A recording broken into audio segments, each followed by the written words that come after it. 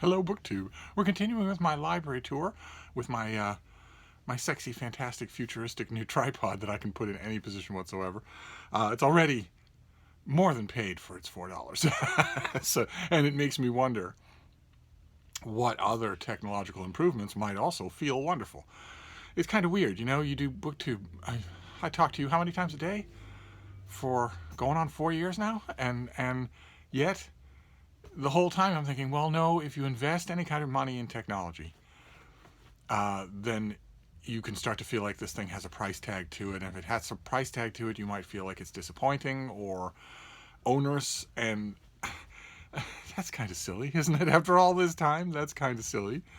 Clearly, I enjoy doing this. So clearly, some of you, I don't know how many therapists you need to see, but some of you seem to enjoy me doing it too. So getting a tripod probably shouldn't have taken 3 years. And maybe getting a better camera, although I mean, I do, not necessarily better, but I do want a bigger camera. Not just for BookTube, not even mainly for BookTube, but just to watch stuff on, as opposed to switching between devices all the time. But in terms of camera quality, I have noticed in the last few days, especially since the tripod has made it possible to put the camera wherever I want it to be, I've noticed that if you feed this camera right here, an iPhone 6S, if you feed this camera enough light, its camera quality is just about as good as you could ask, just certainly as good as I would ever warrant for anything new, for any new kind of camera. So anyway, we're on the next shelf thanks to the tripod. I have dispensed with the footstool. So let's see what we have here. We have a number of laterally stacked books first. I will toss them. I'm not tossing them away. So some of you were alarmed that I was tossing books out of the frame instead of putting back on the shelf. I am not winnowing the library right now as I go along. I'm just tossing the sideways books over onto the bed, which is right here. This is a tiny little room. It's a tiny little ship's cabin of a room. Despite the fact it's taking us 10 years to get through it, it's still a tiny little room. I'm tossing them to the sides because I don't have anywhere to put them. The laterally stacked books. So the first one is by an author named Rusty Barnes. This is Reckoning.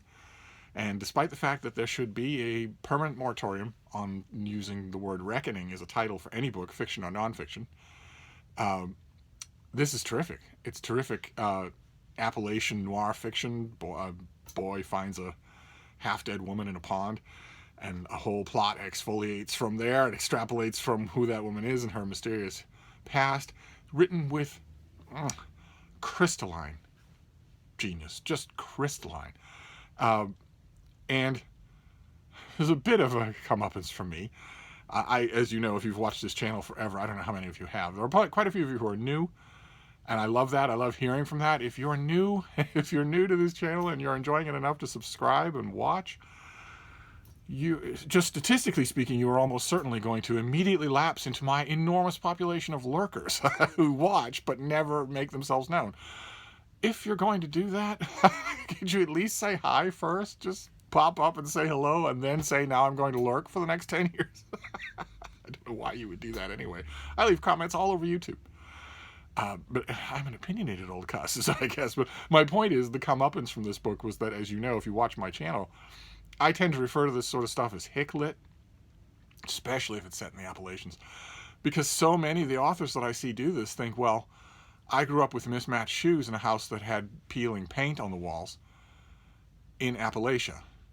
Therefore, I am a great writer. I don't need to prove it on the page. I just am. My bona fides speak for themselves. So you will genuflect, or I'll call privilege on you. I've seen that so many times where authors of what I derisively call hicklit think that their personal background and the setting of their story does the work of storytelling. It does not at all. It does not at all. So it's unbelievably refreshing to find an Appalachian writer who doesn't do that, who does very much the opposite of that. Our Rusty Barnes doesn't take your attention for granted at any point in this book. He works for it on every page. So I loved it. And once again, I will try to leave links down below for any time that I prosified about any of these things. It's a little bit time consuming to do. It takes about an hour to do that. Just generally speaking, and some shells will be worse than others. Some shells I've written about every single book that I show you, and all of those things have been mass bulk ported over from one website to another. All of them, all of those entries, I can find them, but then I have to redo them. And all of them had pictures associated with them, and none of the pictures ported over. All the pictures are broken links. So, in addition to reformatting the prose, I then need to go into my picture library on Picasa, which is a MacBook photo processing program that isn't even supported by Mac anymore. They don't offer it on new MacBooks. I have to go into my massive photo library on there and find the photos again, and then save them onto the desktop, and then re-add them. It takes a bit of time, but I'll do it because you're worth it. So this next one is another Pelican Shakespeare. Last time we saw Henry VIII in this format from decades ago, and this is newer. This is the Hamlet. That is the newer form. They should probably be together, shouldn't they? But this is edited by A.R. Braunmuller, and I'm always up for a new edition of Hamlet. I got this in the mail, so I kept it, and I won't toss it because there's a space right next to the other Shakespeare. And the Shakespeare plays ought to be together. I don't know how many individual Shakespeare plays I have. Probably those are the only two. Okay, let's see what this next one is. Oh, okay. All right. This is a classic of Japanese literature that is not done by Penguin. It's not done by Viking. It's not done by Random House. It does not have glitzy new attention-attracting translations every 10 years, every 5 years, like Tale of the Heike, or like especially the Tale of Genji, and there's a reason for that. This is by Ihara Saikaku, and it is this particular thing. This is from Stanford University Press from a long time ago. When was this? 1990, and this translation is called The Great Mirror of Male Love, and this is a classic about men falling in love with men, mostly samurai falling in love with non-samurai, but still, there's an infinite variety of stories here, and it was venerated for a long time. This particular edition, I think, has woodcuts. Yeah, this has woodcuts to illustrate, and Saikaku wrote right after Shakespeare, so this is a firmly canonical work that you have to search far and wide for. You'll never see popular translations of it, and that's a shame, because because in 1990, the world in 1990 could not have imagined the freedoms and the rights that gay people have in most of the developed world in 2019. And this is a classic that clearly illustrates the fact that the gay world, the world of same-sex attraction, has existed forever. Now, we knew that. That's enshrined in the works of ancient Greece. But a lot of, let's say, more conservative literary editors and poobahs and whatnot kind of like to think that was an exceptional case, and that all the rest of the time it's been puritanically condemned deviance. Actually, warrior cultures have... Anyway, what I'm trying to say is it would be great if 2020 gave me a new, big, popular edition, wide distribution, mainstream press translation of Saikaku. That would be great. Let's see. Oh, okay. This was a bit of a surprise. This is old. Let's see here. This is from 1906. 100 years old. And it's called Little Journeys in Literature by Helen Winslow. Little Journeys in Literature. Cute little thing, leather bound, and let me show you what it actually looks like past its onion skin. That is what it looks like, and beyond the onion skin is Julia Ward Howe, the author of Battle Hymn of the Republic. And when I saw this, I don't remember exactly where I got this, but when I saw this, I looked at it and thought, okay, this is going to be another cute little book on just the general canon, like a couple that we've seen, where great books, The Lives of Great Writers, that sort of thing. And I love those sorts of things. They're always interesting, and sometimes there'll be a little gem line or insight that I keep with me, that sticks with me, and that I end up using and repeating, and sometimes claiming as my own.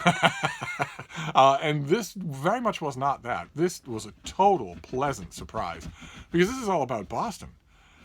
and New England writers, and it's all about the New England and Boston writers of a century and a quarter ago, which we've seen earlier in this library tour, and which I have I have apostrophed them enormously on this channel. There was a 50-year period where Boston was the greatest literary hub, one of the greatest literary hubs the world has ever seen, and not just literature, but also science, art, math, geology, popular governments, you name it, commerce, progressive social agendas, and social literature, you name it. There was a time around the turn of the 20th century where Boston was all of that stuff, from right after the post-war, right after the Civil War to around the turn of the 20th century. That was Boston, and it was, no one has ever written the book that Boston deserves. And this is all about the literature of that Boston. I was totally surprised by that and pleased. It's still mostly, warm anecdotes and pleasant, rounded Beacon Hill parlor talk. It's still not what I would like. I would like some scholar who knows that Boston backwards and forwards, knows all the personalities, knows all that was involved to write that book with more insight and maybe more wit than is in this book. But still, this is invaluable. It's invaluable. Okay, this is a small anthology called Ireland, edited by Frank O'Connor, the great writer Frank O'Connor. It's just a book of Ireland. Many things like this. This just happened to be. It's nice and handy, and it's got black and white photos. And I really like a lot of the stuff that's included in it. Frank O'Connor's a pretty good judge. So, all right, we don't stray far from the Irish literature. This I think we might have seen on this channel. This is 2017. We might have seen this on this channel. This is Scribner did a facsimile reprint of The Wild Swans of Cooley by William Butler Yeats. Right, the same cover design and everything, even the same type font. That old typewriter type font. Just it's got a new introduction, and I loved it. I thought it was just a lovely volume. I was very happy to get it. And boy, oh boy, I had been back in reviewing for, 11 years in 2017? That's amazing. That's amazing. Sooner or later, I'm going to get to the 20-year mark of being back in reviewing. Hope I get to it. So that would be, let's see, the Columbia Journal of American Studies, late 2006, and now we're going into 2020. So that's within spitting distance. Wow, that's amazing. All right. Well, anyway, let's press on. Now we're doing the shelf itself, the normal shelf. Okay, this is is this the folio press? I want to hold it up and just say, hey, Mark, is this the folio press? No, this is Book of the Month Club. Back when they did this sort of thing, they didn't just reprint new releases; they did creations of their own. And this is 3 tales from the Sketchbook of Washington Irving. So it's a very thin thing. It's got the 3 famous tales: Sleepy Hollow, the Spectre Bridegroom, and Rip Van Winkle, and it has illustrations. And I'm a huge fan of Washington Irving, and I like the Sketchbook just fine. I like it just fine. I always look at it with a bit of resentment because it has overshadowed what I think is an omnicompetent author, someone who all of whose books are good, but who's now mainly remembered for these stories. Not even the whole book, just these stories. This was too pretty to pass up, so I didn't pass it up. Let's see here. What is this next one? Oh my. Okay. All right. Okay, I'm not... All right. This is historical work. This doesn't really belong in here. This is by Tsuneo Watanabe and Junichi Iwata. This is The Love of the Samurai, 1,000 Years of Japanese Homosexuality. So Saikaku is in here. He's all over this book. And it's a thin thing, and it's also heavily illustrated. I will show you one of the illustrations that I can show you. Some of the color illustrations leave nothing to the imagination. And I think it's fascinating, but I get all of this minus the illustrations in an edition of Saikaku, so I'm not really sure why I have it. Okay. All right. Well, this is The Last Walk by Jessica Pierce. And this is a book about the last years of your dog's life. It's a meditation on that. It's the author walking through that. This came out in 2012. It's, of course, right up my alley. I have been through this phenomenon more times than I can count. More times than I can count. Including the very thing in the title. There is inevitably one last time where you are outside walking with your dog. Inevitably that happens. Sometimes on the same day as their death. And so, always really close to it. And then either they die, either that walk was the last time you had together out with the wind in your face, or they become totally infirm and they can't walk anymore. And it's only a matter of time after that. And this is a book that meditates on all of that and does it really effectively. So, yeah. Okay. All right. This is John Mitchell. This is Who Wrote Shakespeare? And you might think, well, doesn't that question answer itself? But I love me Shakespeare authorship controversy books. And it looks like we have a couple of them here. Actually, we saw one earlier that now is lost in the welter, but it obviously belongs with these. This next one is James Shapiro. This is Contested Will, Who Wrote Shakespeare. These are all variations on the theme. And this next one is fairly old. Because this as a talking point has been going on forever. Yeah, this is 1947. This is Alias William Shakespeare. Just another thin book. That all of these things look at the controversy. They look at where it began. They look at who the candidates are, and what the evidence is for and against. That sort of thing. And they cover a lot of the same ground, but I eat them up anyway. All right. This is old. This is Old Friends. By Willy Winter. This is from 1909, and this is just him. He wrote a book reminiscing. He did another book on just theater people that he knew. This is him reminiscing on literary folk that he knew, Hawthorne and Dickens, and a whole bunch of literary folk that we don't know anymore, that aren't part of the literary world, that have been forgotten. But they live in his page. He's a very good portraitist. Okay, all right. Okay. Well, this was stuck in with the book. This is that, for those of you who are new to the channel, those are my old dogs. That's Malin, and the Basset Hound is Lucy, when they were very young. Probably in this room. They last time I did this wall of the library tour, they were alive. And Lucy came waddling over to visit. I stuck it in with old friends. Isn't that something? Okay. All right, this next one is a penguin of Proust, of Remembrance of Things Past. This is the Moncrief translation, and I think this book has the first two books in it, Swan's Way and Within a Budding Grove. So just one volume, and I keep an eye out for, there are two other volumes of this penguin edition with the white spine with the penguin colophon, and I haven't ever seen them, but I kind of want the Moncrief translation is the one that introduced me to Proust, so I like to have it, and I want it in the Penguin. So sooner or later I will find the other volumes in this set, and then I will just have that. Okay, this is an author. I think we've seen him before. This is kind of a miscellany, hence the title. This is a Chilmark miscellany by Van Wyck Brooks.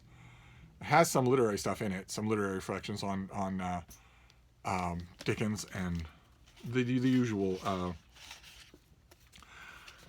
Let's see who's in here. Just Hawthorne, Emily Dickinson, William Dean Howells, Edwin Arlington Robinson, Amy Lowell, and also a really good piece on Edgar Allan Poe as a book critic.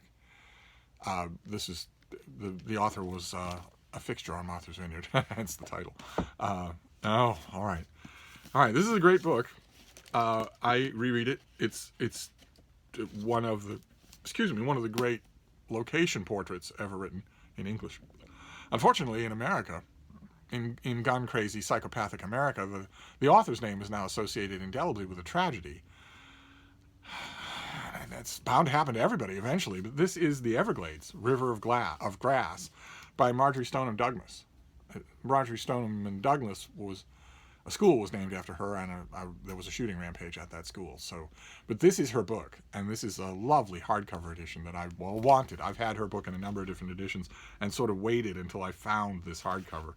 And it has spot illustrations all throughout, and And her passionate, show you a picture, there we go. Her passionate conservationism, she was one of the first people in the modern era to really raise the alarm bell that the Everglades could die. The vast ecosystem of the Everglades could die. That too much or the wrong kind of human development in or around the Everglades could kill a living ecosystem.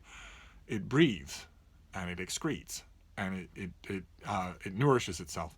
So it's not just that you look at it and think, well, this is so big that we can cut in here and there without hurting it. If you cut into the lungs, if you cut into some vital part of the Everglades, you will kill the whole system. That's what people are worried about with the Amazon as well. It's the same kind of thinking. People look, logging interests and government interests look at the Amazon and think it's so big, we can cut in here or there. But it's a living system.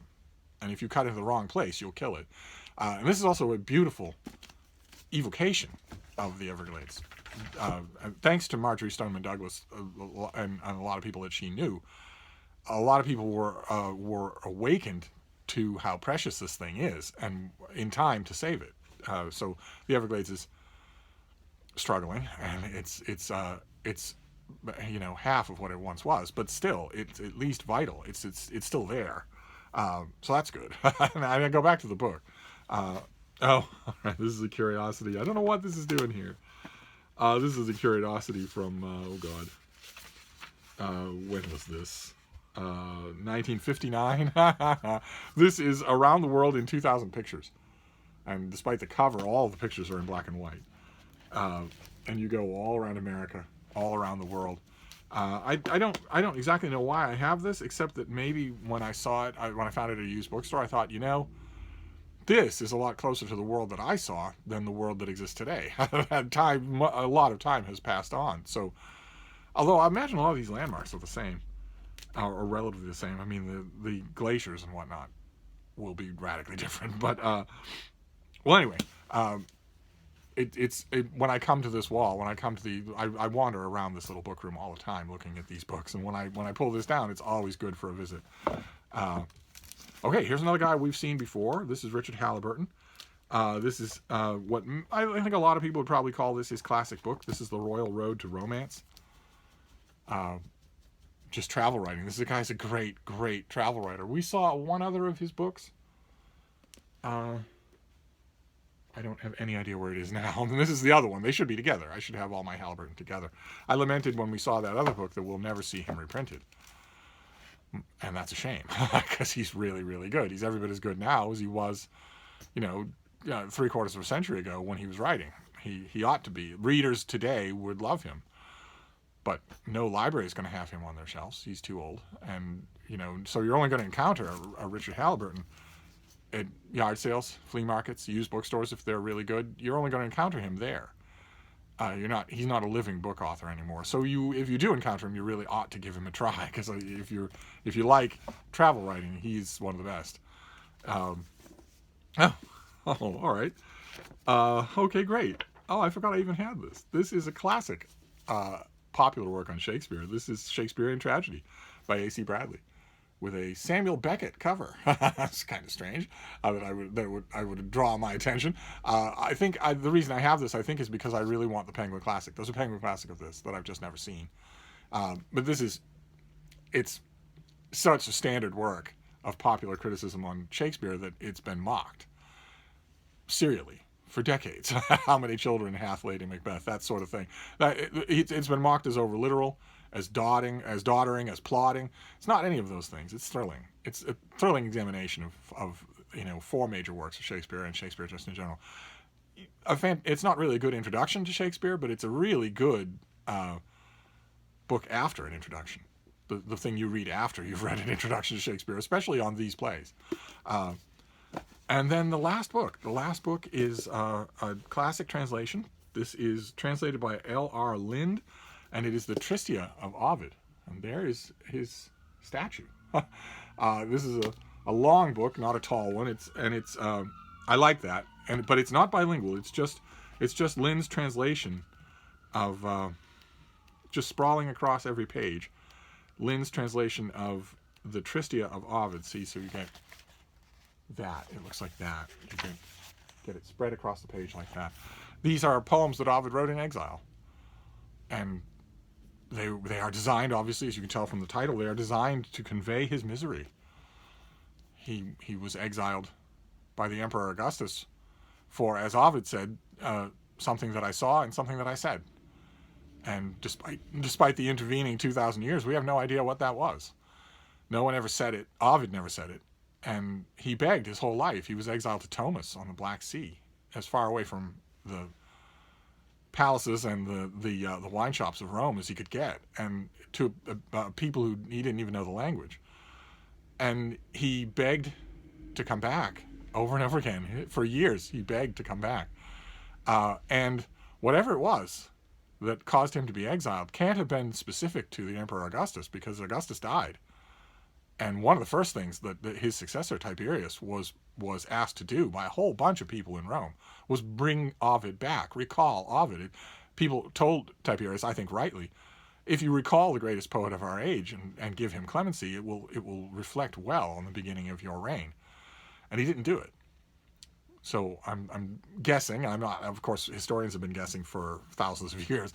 I'm guessing that it had to do with Tiberius as well as Augustus. And if that's true, then the identity of what that thing was narrows down considerably. It becomes fairly easy to guess, which is why lots of people have guessed. We don't know, and Tiberius refused and did not. Ovid died in exile. And I'm sure that Tiberius, or maybe even Augustus, sent word to Ovid in exile that, being in exile on the shores of the Black Sea isn't as bad as it gets. It could be that the next person who comes to tell you the news from Rome also has a bag of gold coins from me, the emperor, that is as payment for strangling you, throwing your body into the Black Sea. So, but it didn't stop Ovid. He kept pleading, not only in his literary work, but also in letters. He wrote a stream of letters to Roman officials, to anybody whose ear he could bend, to try and get mercy, and it didn't work. And the one bright spot, the one redeeming quality, the one bright spot in the whole story is that the work that he writes from exile is gorgeous. Heartrending, but gorgeous. So there's that. So that is our next shelf in this library tour. So I will wrap this up. I will pick all the stuff up off the bed, and we will resume tomorrow. Next time, we'll just keep going on this library tour. So I'll see you then. Thank you, BookTube.